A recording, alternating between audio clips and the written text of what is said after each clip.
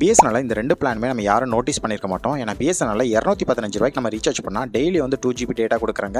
30 நாள் வேலிடிட்டியோட இந்த plan work ஆகுது. அதே மாதிரி ₹628 ரீசார்ஜ் பண்ணால் டெய்லி உங்களுக்கு 3 GB டேட்டாவோட உங்களுக்கு 84 நாள் வேலிடிட்டி கிடைக்குது. பட் இது 2 பிளானுமே சரி பிஎஸ்என்எல் சைட்லேருந்து அவங்க நர்சரி அவங்க காலர் டியூனாக இருக்கட்டும், இல்லை பிஎஸ்என்எல் டிவியாக இருக்கட்டும், இல்லை பிஎஸ்என்எல் சைடில் அந்த வேல்யூவேட்டட் சர்வீஸ் பேக் இருக்கலாம், எல்லாமே ஒர்க் ஆகும். இதில் இது மட்டும் கிடையாது. மெயினாக இன்னொன்று என்ன பார்த்தீங்கன்னா, உங்கள் ஏரியாவில் 4G ஒர்க் ஆகிடுச்சுன்னா இந்த 2 பிளானுமே 4Gயில் வந்து அஃபோர்டபுளாக உங்களுக்கு ஒர்க் ஆகும்.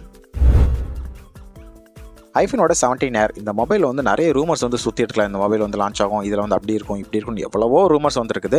அதே மாதிரி ஒரு ரூமர் தான் அது. இந்த ஆப்பிள் 17 ஏரில் வந்து சார்ஜிங் போட இருக்காது, full and full wireless charge தான் ரீசார்ஜ் பண்ணணும் அப்படிங்கிற ஒரு ரூமர் ஒன்று சுற்றிட்டு இருக்குது. பட் வந்து இந்த ஃபியூச்சர் வந்து இப்போதைக்கு வரல, இன்னொரு 5 வருஷமோ இன்னொரு 10 வருஷமோ கழிச்சு ஃபியூச்சரில் வந்து எல்லா மொபைலுமே வருமே தவிர இப்போ ஒரு கிட்டத்தட்ட ஒரு 5 வருஷத்துக்கு இந்த சார்ஜ் போட்டால் எந்த மொபைலுமே வந்து ரிலீஸ் பண்ண மாட்டாங்க. எந்த மொபைலுமே சரி இந்த மாதிரிலாம் இருக்காது. கண்டிப்பாக வந்து எல்லா மொபைலையும் சார்ஜ் போட்டு இருக்க தான் செய்யும். ட்ராய் புது ரூல்ஸ் கொண்டு வந்தாங்களா, எல்லாருமே சரி இனிமேல் டேட்டாக்கு தனி காலுக்கு தனி பேக் ஒன்று கொண்டு வரணும் அப்படின்னு சொன்னதுக்காக நம்ம ஜியோ இருக்காங்களா அவங்க ₹448 ஒரு பிளான் இன்ட்ரடியூஸ் பண்ணாங்க. 3 மாதத்துக்கு நம்ம அன்லிமிடெட் கால் பேசிக்கலாம், நெட் எந்த ஒரு நெட்டுமே அவங்க சேர்ந்து கொடுக்கலாம். நிறைய பேர் என்ன பண்ணுறாங்க, இந்த பேக் போட்டுட்டு அடிஷனல் டேட்டா பேக் நம்ம போட்டுக்கலாமே அப்படின்னு நினச்சி சொல்கிறாங்க. ஆனால் இந்த நீங்கள் ₹448 நீங்கள் ரீசார்ஜ் பண்ணால் அடிஷ்னலாக வந்து நம்ம எக்ஸ்ட்ரா ஜிபி எதுவுமே வந்து நீங்கள் பிளான் ரீசார்ஜ் பண்ணால் கண்டிப்பாக இந்த பிளானுக்கு ஒர்க் ஆகாது. இந்த பிளான் ஒன் அண்ட் ஒன்லி காலுக்கு மட்டும் தான் சொல்லியிருக்காங்க. ஸோ இந்த பிளானை ரீசார்ஜ் பண்ணால் இந்த இன்ஃபர்மேஷன் தெரிஞ்சுட்டு ரீசார்ஜ் பண்ணுங்கள். அங்கே நீங்கள் சேர்த்து ஒரு வழியாக வோடாஃபோனில் வந்து 5G சர்வீஸை வந்து எனேபிள் பண்ணிட்டாங்க. ஆனால் ஆல் ஓவர் இந்தியாவில் வந்து கிட்டத்தட்ட மும்பையில் மட்டும்தான் இப்போதைக்கு கொடுத்துருக்காங்க.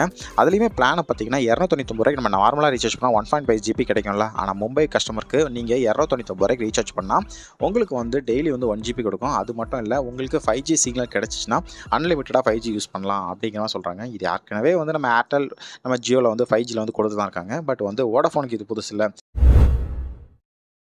எல்லா மொபைலை விட சாம்சங் யூஐ வந்து கொஞ்சம் டிஃப்ரெண்ட்டாக இருக்கும். யூஸ் பண்ணுறதுக்கும் சரி பெர்ஃபார்மன்ஸுக்கும் சரி ரொம்பவே நல்லா இருக்கும்ல.